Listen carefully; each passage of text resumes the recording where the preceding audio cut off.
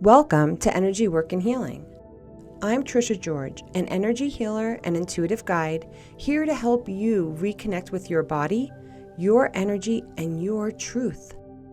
This podcast is all about blending spiritual integrity with practicality, offering grounded insights, energy tools, and real conversations to support your healing journey. Whether you're just beginning or deep into your process, you are in the right place. Let's dive into this together.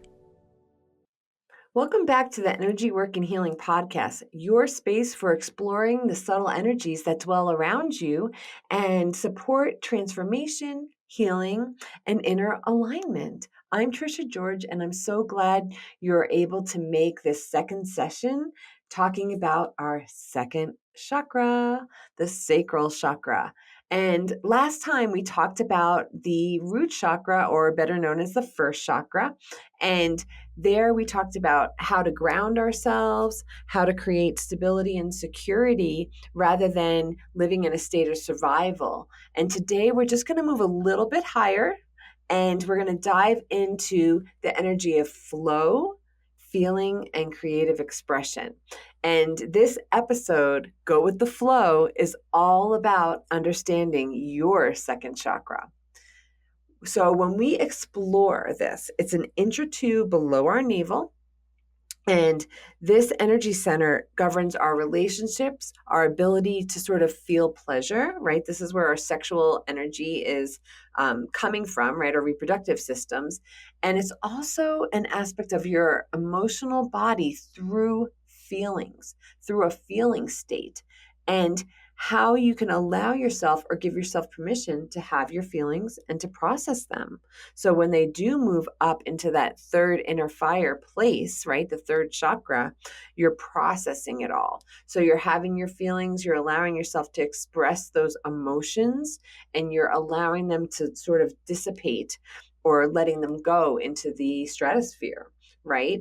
So we're also dealing with creativity here. So if you think of the first initial creativity for the second chakra, it's procreation. But this area can also be used to create your life, create your day-to-day existence, creating maybe as an artist. How are you showing up for yourself, and how are you creating everything that sort of feeds your soul or your spirit on a creative level? That could be through music, art, dance, whatever feels resonant within your vibrational frequency works. It's all good. So we want to also be aware that if we're sort of having what I'm going to call like a creative block, or we're feeling numb, where we're not connecting to our feelings fully, like we don't let ourselves have the feeling of anger because we feel like we don't have permission to actually have the ability to experience that, right? Because maybe it was suppressed in our childhood, but if we can overcome that and get rid of that sort of numbness, to let ourselves process everything, right? We have to remember that our chakras are constantly processing by sending and receiving information that's coming through our auric field. So it's permeating our body, it's coming in, and it affects each chakra. And where our feelings land in relationship to our chakra system will sort of dictate how we deal with our feelings. So let's just start to tune in and connect with the waters of our inner worlds, because the second chakra is all about fluid, all about water. And how can we awaken and balance this powerful center with passion and flow? So we want to be able to have it, feel it, and let it pass through us. If you think of it like a babbling brook or a stream, something that's moving water, right? A lake is kind of stagnant. A pond could be stagnant, so that might be where we're in a surplus or shortage in the second chakra. But we want to understand that where we begin now, from our second chakra all the way to our sixth chakra, we are dealing with front body chakras and back body chakras. And they're sort of like dual chakras, if you want to think of it in that respect, where you're having one spinning clockwise in your body and the other one in your back body spinning counterclockwise. And this is sort of excluded from the first and the seventh, as well as the subtle chakras that we're going to talk about much later, where they become more singular again. But here we're dealing with duality, right? So we're dealing with front body is our day-to-day life. Everything we're facing in our day-to-day life doesn't mean I'm not going to find old information there. That just tells me that you didn't process it through your back body. Your back body deals with your past experiences, right? Past traumas, past incarnations. I like to throw will in there too, just like I like to throw action in the first chakra, because I want you to have some sort of power in that space. But we're working with it simultaneously, where one is spinning clockwise, the front body, and then the back body spinning counterclockwise. And this helps us process information as it's coming in through the 12 auric layers, right? So this one's, again, right below our navel, about an inch or two, and it's in front of our spine. We always want to remember that our central channel sits in front of our spinal column, because our spinal column really just holds our grounding cord as well as the channels of our cosmic energy, which we'll also talk about later. So every chakra, even the first chakra, has an inner cone and an outer cone. So the inner cone relates to your spirit, your outer cone relates to your soul. And for myself, I'll see double for the front and back body chakras. And when I tap that in a reading, I'll actually be able to read how you're working with your spirit versus your soul. Sometimes people like to stay in their soul environment, their soul space, because they're safe. They're in a little box. Everything's hunky-dory. They can control the narrative within their little box, where the spirit's always wanting to explore and express, right? So it's always wanting to have new experiences. So here you may try to start working with yourself and understanding, even if it's just initially, is this coming from my spirit or is this coming from my soul space, right? So if we think of the inner wheel has 6 cones, and then the outer wheel has 6 cones. So that's 12 on the front body and 12 on the back body. And if you read it like a clock, if you get to become familiar with the circumference as a clock face, it'll be a lot easier to unpack your information as you move forward. Again, because we're dealing with subtle energy and our senses, right? We're tuning down all of our earthbound senses, right? I just slowed my energy field down there just by closing my eyes. But we're dealing with high sense perception, information that's coming in from the higher chakras. And that's why I like to work with the 12 chakra system. And I think it's really much more fruitful than just the 7 chakras. Now, here you may begin to start asking yourself questions like, why are you feeling a particular way? And our feelings, right? Our thoughts and our feelings are essential for this human experience that we're having. And our feelings are here to teach us how to present or see our present situation, and they also teach us how to express ourselves through the use of our emotions. And we want to allow the feelings to move through us as if we're permeable, right? So it's as if water or air can come through my body and exit out the rear. And that allows movement rather than having constriction or having things get stuck. So if you think of your aura, let's just talk about that for a minute. Your aura is permeable, right? You can actually transcend and pass through all those auric channels unless you set the intention that you're not permitting any movement to go through. So what do I mean by that? So say I set the intention, right, where I'm going to have my auric field, it's going to be secure around me, and nothing will penetrate my auric field. Everything's going to stay outside of that space. So then when I come in, I'm going to feel like all of a sudden, like, oh, there's something there, because I'm working with my subtle energy, right? I'm working on my senses on the subtle level. So where if I'm so open, right, and I'm open to experiencing everything, similar to what an empath might feel, because an empath's going to start feeling other people's feelings, right, when they walk into a room, let's say, that means they're permeable. It's passing through. So they're allowing it to pass through. the thing that happens sometimes is that we feel it and then we're like, oh my God, that person's hurting so much, right?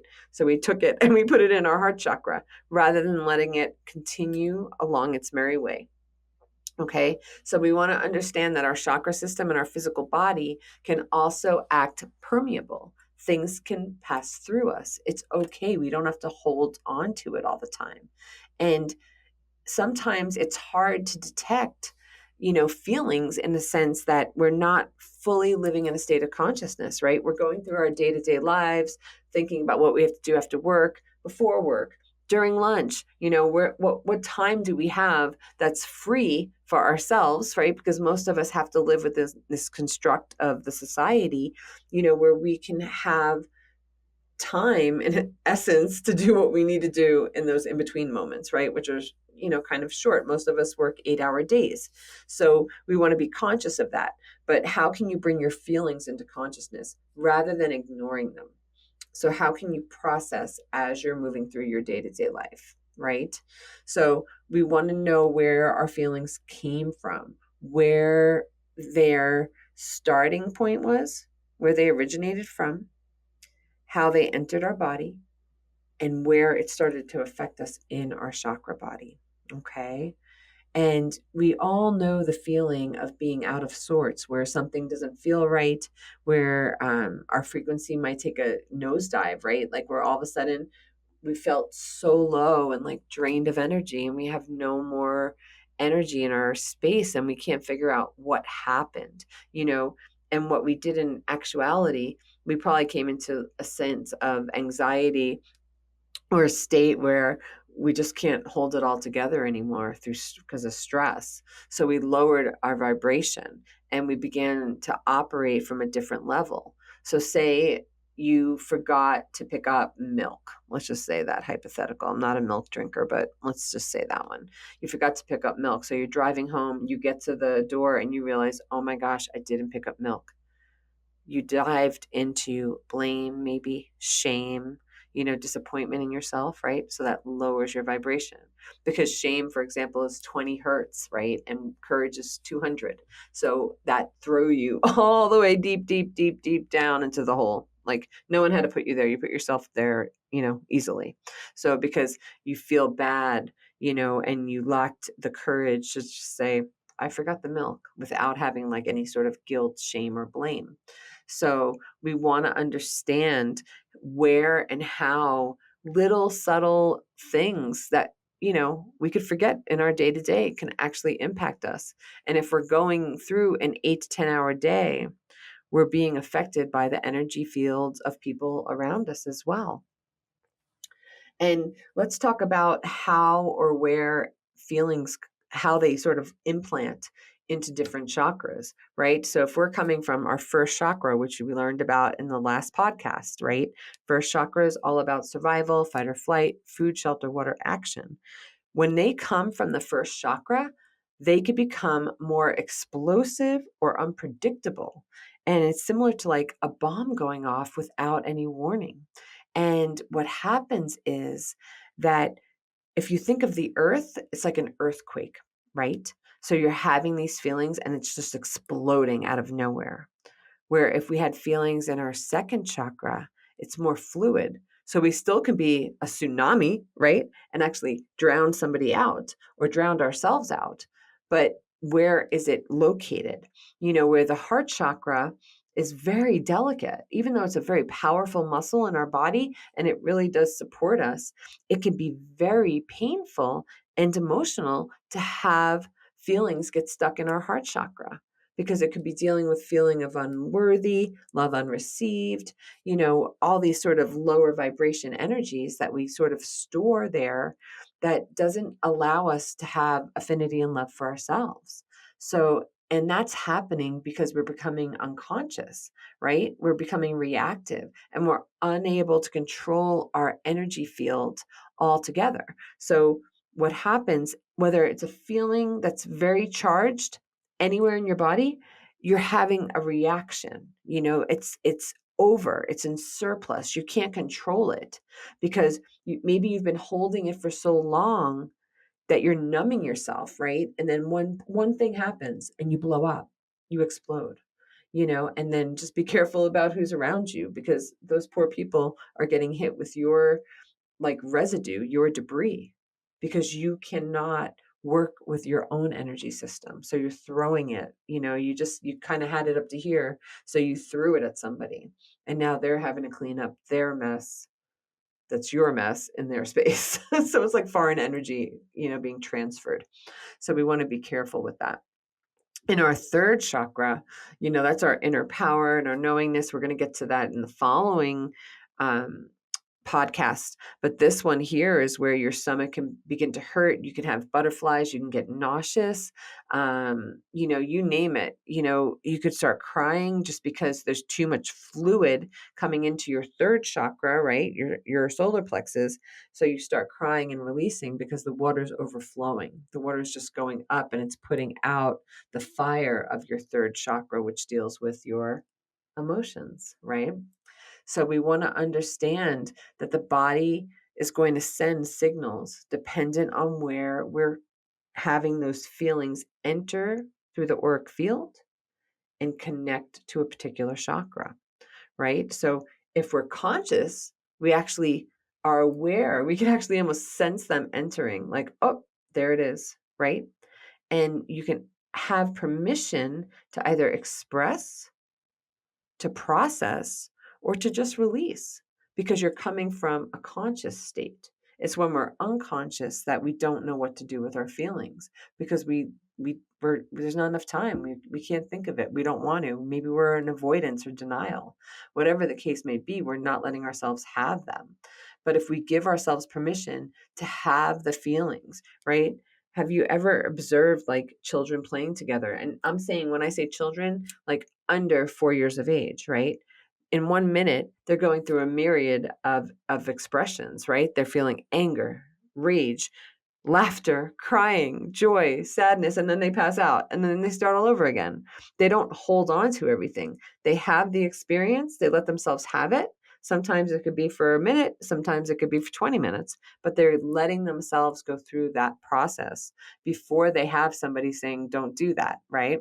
So they're having expression, they're allowing their experiences to sort of unfold one after another. And you'll see that when you see younger children interacting, because they haven't been conditioned or programmed yet on what to do and what not to do. They're still pretty fresh in, their being on this earth. So they have this little bit of, more freedom than what an adult may have, that has a lot more conditions and programs and rules and definitions implanted within their space. But as we age, we definitely tend to hold things more because of that programming, because we have it where we're sending a message to ourselves through our subconscious mind, right? That we cannot be a certain way, we cannot act a certain way. And this message was being downloaded, right? But through repetition, we kept hearing it over and over and over again through our teachers, our caregivers, our parents, other adults. It could have been like, you should be seen and not heard. Stop crying, be quiet. Respect your elders. There's so many ways people say things to us over and over again as a child that begins to get drilled into our system. And we're saying, okay, I need to behave so I'm safe, right? In my first chakra. So you learn the behaviors that are acceptable and that are not acceptable because of how the adults around you are engaging with you. The thing is those adults probably haven't done their homework. So you're dealing with dysfunctions and sort of broken messages or broken signals from these adults that haven't really done their healing process, right?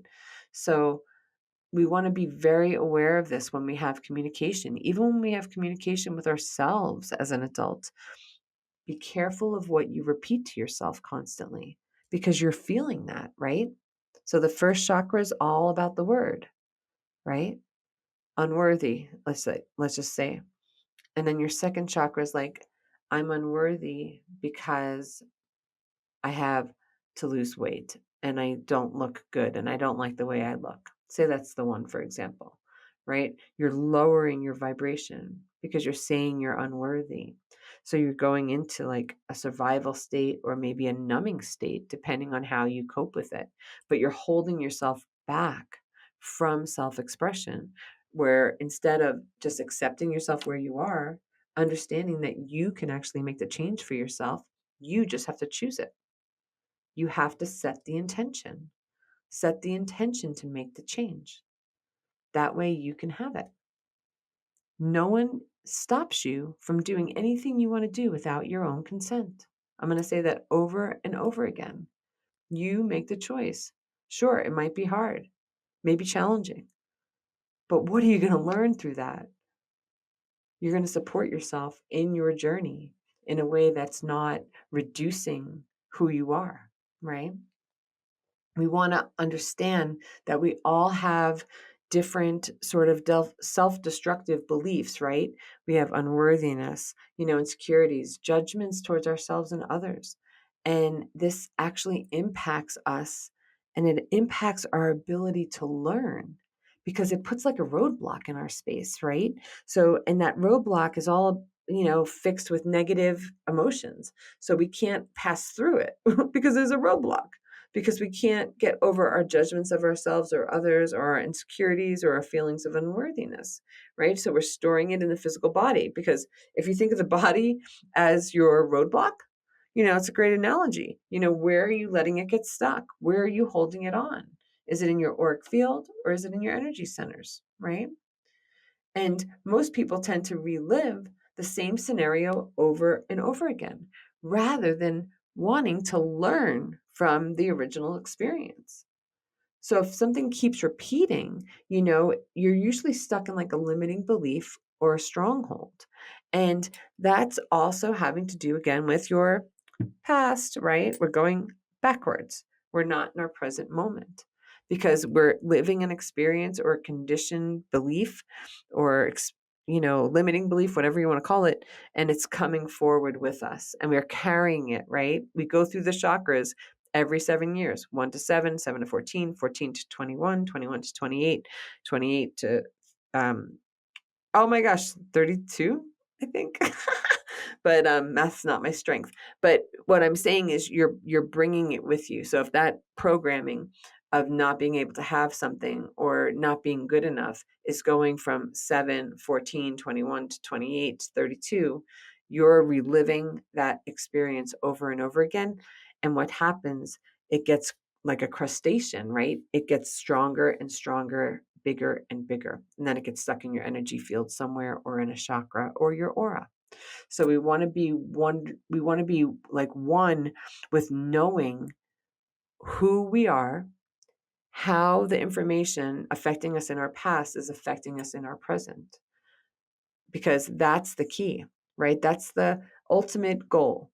What's creating the stronghold? What's creating the limiting belief or the fixed pattern in your space? And how can you give yourself permission to release it?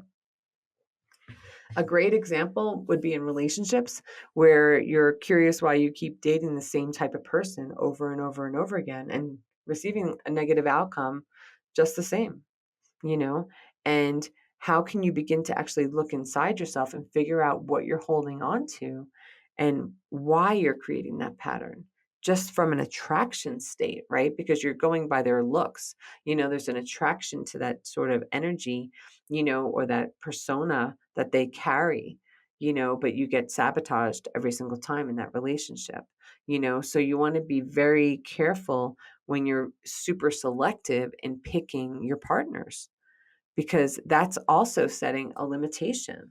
It could also deal with past incarnations where you're trying to find somebody from a previous lifetime that's matching that image, right? And you're sort of seeking them and you're looking for them. And that's why you're resonant with the same type of person over and over and over again, because you're still trying to clear the karma from a previous lifetime.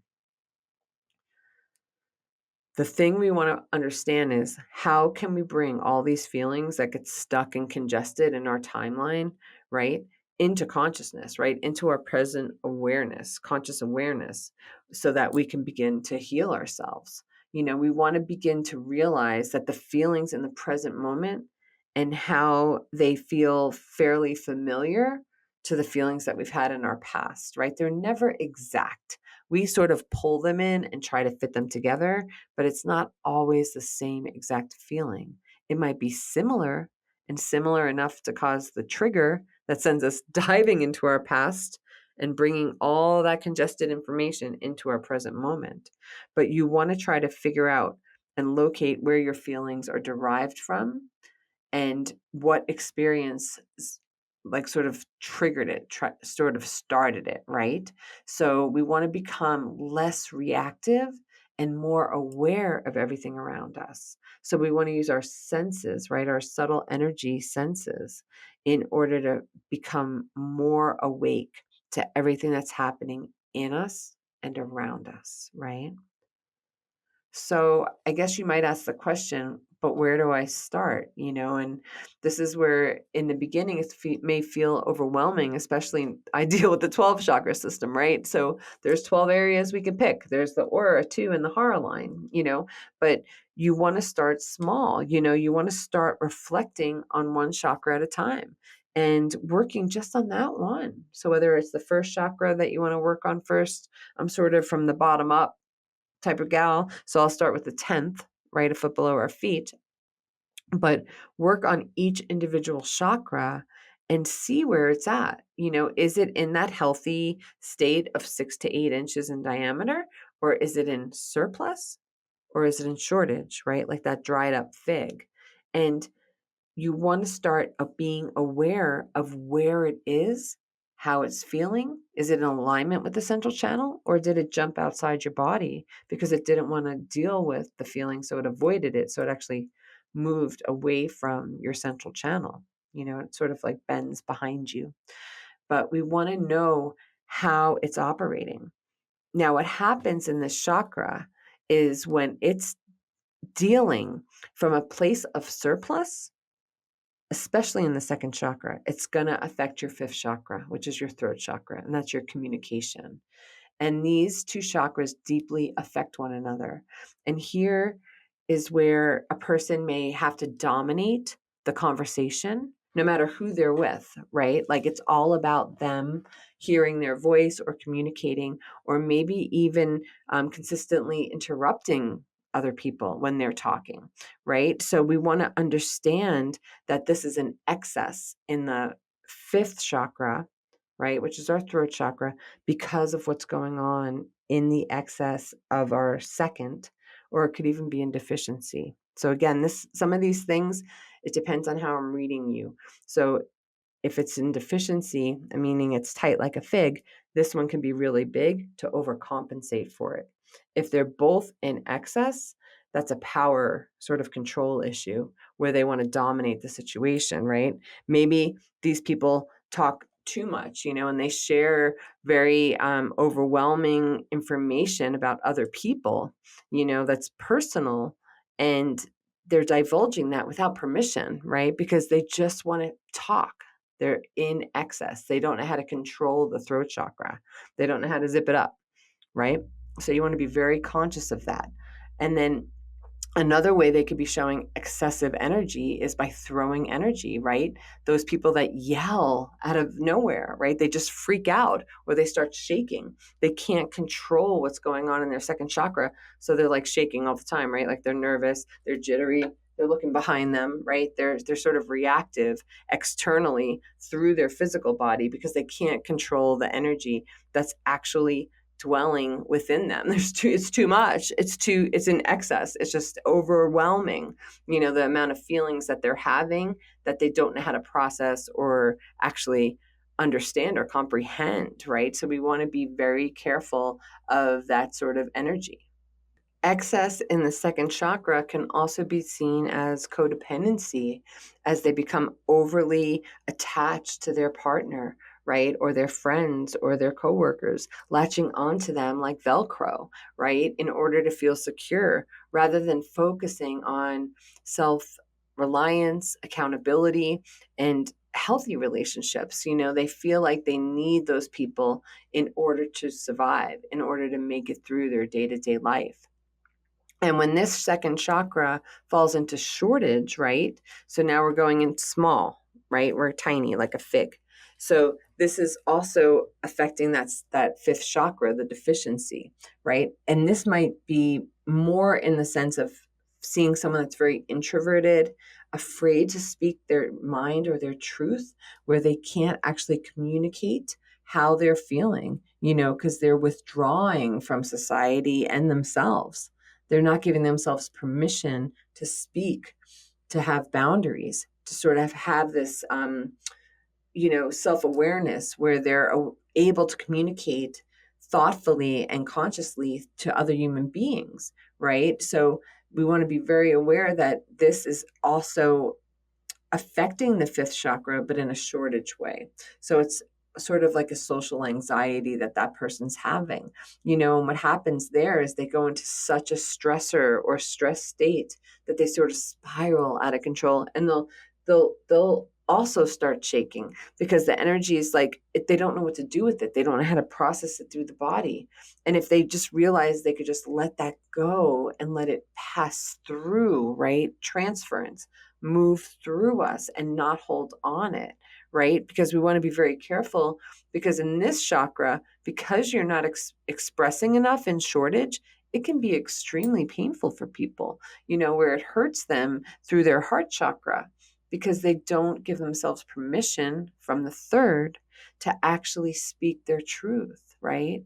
So the withdrawal reactions are more closely connected to the emotional of the third, and then the fifth, and then as well as the mental body, right? So it's this overwhelming feeling that's taking them over, and they may have an anxiety attack, for example, because they don't know how to express, they don't know how to release that energy.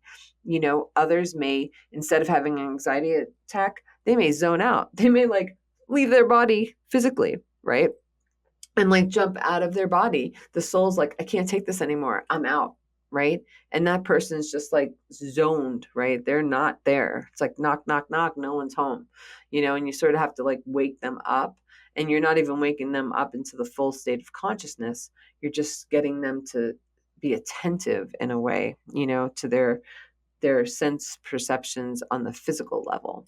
So we want to understand that shortages and surpluses in this area can be very sensitive in regards to communication in our day-to-day interactions with people, right? Because feelings, we're holding them in, we're suppressing them, we're releasing them in a very inappropriate way, but they're affecting or being affected by other individuals that we're dealing with in our day-to-day life, And now let's just say hypothetically that we have feelings and we have them in our front body chakra. So it's our front body chakra, number 2, right? I'm just showing it for display sake. And we don't process that information. So we don't let it filter through that chakra and go out, right? Because we're holding it in our body. So we're constantly dealing with past experiences in our present day-to-day life because we stop the flow of energy heading, I call this sort of east and west, where we stop the flow of energy moving east and west because we're in a survival state, because we won't let ourselves have our feelings. Where if we allow it to flow through and let it go out the back body, we can heal it. Or if we allow it to sort of clean out between our timeline, right, and our chakra channel, right? So we're going north, south, east, west, and we're clearing that space. We stop storing information that no longer serves us, and that actually stops us from being present in our day-to-day lives. So we want to try to be able to allow movement and allow flow to happen so we can actually grow, right? This is all about liquid. This is all about movement. Try to see your energy as a stream, you know, let it flow. Understand that the riverbanks are there to support you, right? And that energy is just moving, passing those riverbanks, but you're your own support system, and you're allowing your feelings to express themselves and allowing them to flow through you. So cohesive, right? We want to be in a cohesive state. That's our goal. surplus and shortage. Yeah, of course, we're all going to have those experiences. And the beauty about having surplus and shortage states in our chakras is we learn about ourselves. We learn when we're in excess or when we're in deficiency, right? But if we can find balance in this second chakra, we can give ourselves to experience our strengths, our weaknesses, and work with our emotions of the third chakra in our solar plexus. And through the use of creativity, which is also, remember, derived in the second chakra, it doesn't have to be through procreation. We can channel our feelings through various methods. How can you release? How can you let go? Maybe it's going to a dance class. Maybe it's chopping wood and stacking wood in a particular way. Maybe it's practicing shooting at a gun range.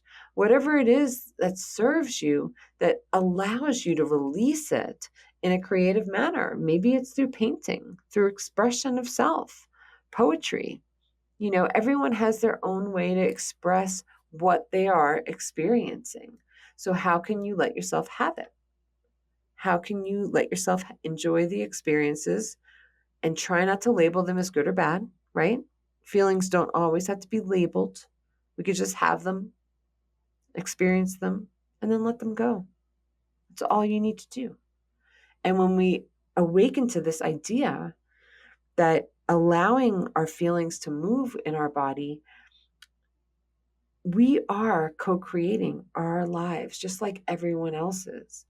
And when we understand that, we can observe that we are creators living amongst other creators at the grand scale, right? It's like bigger than what we could even imagine when you think about the universe, ever expanding, ever evolving, that it's bigger than what we perceive. And we get stuck in the small mind, right? Our monkey mind, our ego. And we want to be careful of that. So here you can start to work with your creativity by creating a new story for yourself. I love to say, get a blank book and just have it on a blank page. And that's there to remind you that you are creating your life story. And why not create a story that serves your highest good and not someone else's? How can you start to bring love and acceptance into yourself? Well, this brings us to the end of our journey through the second chakra, the center of flow and creative expression. And as you move through your day, I invite you to try to reflect on how you relate to your feelings on a daily basis, right? There's 24 hours in a day. Okay, 8 of them are sleeping, but you're still having feelings in your sleep. We have dreams, right? So, but how can you allow yourself to have them, observe them, and reflect them, but not attach, right? You can use that mirror neuron to reflect on that image, right? Especially in a dream state. But how can you not attach to it? How can you let it go, right? You want to notice when your energy begins to feel open or where you may sense your chakra shrinking and shutting down. And remember, we don't want to force a chakra to do anything. We don't want to force change. We just want to pick one thing in our lives and then work on that. And when that feels validating and we're starting to move and feel better, then go to the next one.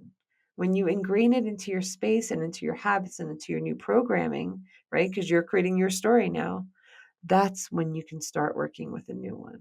Small intentional practices are key in implementing them into your daily routine, because that's when you create powerful change, because you're giving yourself permission to have it, right?